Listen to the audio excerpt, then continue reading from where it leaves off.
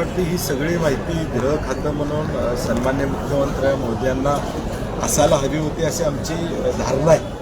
कारण की ज्यावेळी राज्यामध्ये एखादी घटना होती त्यावेळी किमान इन्व्हेस्टिगेशन ऑफिसर जे गृहमंत्र्यांना ब्रीफ करतात त्यातले पुरावे काय आहेत, हा विषय एवढा राज्यभर या ठिकाणी महत्त्वाचा होता. चार्जशीट ज्यावेळी फाईल झाली त्यावेळी कदाचित सुद्धा ही माहिती वरिष्ठांनी दिली होती का नाही मुख्यमंत्री महोदयांना याची आम्हाला कल्पना नाही. परंतु काल ज्यावेळी जे फोटो व्हायरल झाल्यानंतर तमाम महाराष्ट्र हळहळलं, आम्ही या ठिकाणी हळहळलो की या दुर्दैवी मृत्यूला जबाबदार असणाऱ्यांना शासन कधी होणार असा प्रश्न महाराष्ट्रातली जनता विचारते. आणि म्हणून आम्हाला अपेक्षा आहे की सरकारनं आता या संदर्भातलं स्टेटमेंट द्यावं. जी कारवाई महाराष्ट्रातली जनता धनंजय मुंडेंच्या बाबतीत अपेक्षित आहे ती होईल अशी आम्हाला आशा वाटते. आज विरोधकांनी सभागृह न चालू देण्याचा निर्णय घेतला असल्याची माहिती मिळते. जोवर राजीनामा नाही तोपर्यंत सभागृह नाही. आता आम्ही एकत्रित बसू, कारण की सकाळी आमची बैठक 10 वाजता असते. म्हणजे इतक्यात हत्या झालेली आहे, वाट का बघितली जाते? धनंजय मुंडे यांना इतका सॉफ्ट कॉर्नर या सरकारकडनं का दिला जातोय? नाही, ज्यावेळी उपमुख्यमंत्री अजितदादांनी मध्ये स्टेटमेंट केलं की मी सुद्धा राजीनामा दिला होता, त्यावेळी आम्हाला वाटलं होतं की स्वतः ते राजीनामा देतील, अधिवेशनाच्या आधी राजीनामा देतील.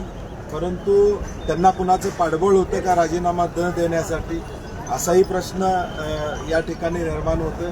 आणि म्हणून मला वाटतं हे सगळं सत्य, मग आता हे सत्य ज्यावेळी काल बाहेर आलं, सोशल मीडियावर हे फोटो व्हायरल ज्यावेळी झाले, तोपर्यंत गृह खात्याला याची कल्पना नव्हती का, याची तीव्रता नव्हती का, असे अनेक प्रश्न उपस्थित होत आहेत. मग जे मी मगाशी म्हणलं तसं इन्व्हेस्टिगेशन ऑफिसर्सनी ही माहिती गृहमंत्री महोदयांना दिली नव्हती का, म्हणजे ते खातं आज मुख्यमंत्री महोदयांच्याकडे आहे. आणि मग अनेक प्रश्न आहेत, त्याची उत्तरं कदाचित सभागृहामध्ये मुख्यमंत्री महोदय देतील. ती माहिती 2 महिने होती, ती लपवून का ठेवण्यात आली होती हे वास्तव सभागृहाला, आम्हाला आणि महाराष्ट्राला कळणं गरजेचं आहे. असाच एक मुद्दा म्हणजे प्रशांत शिरडकर याला सुद्धा अजून अटक झालेली नाहीये आणि आज त्या मुद्द्यावर सुद्धा विरोधक आक्रमक होतील अशी शाहू महाराजांनी देखील म्हटलं. छत्रपती शिवाजी महाराज ही आमची अस्मिता. आज त्यांच्यामधील आक्षेपार्ह वक्तव्य करणाऱ्यांना अजून अभय या राज्यामध्ये मिळते हे दुर्दैव आहे.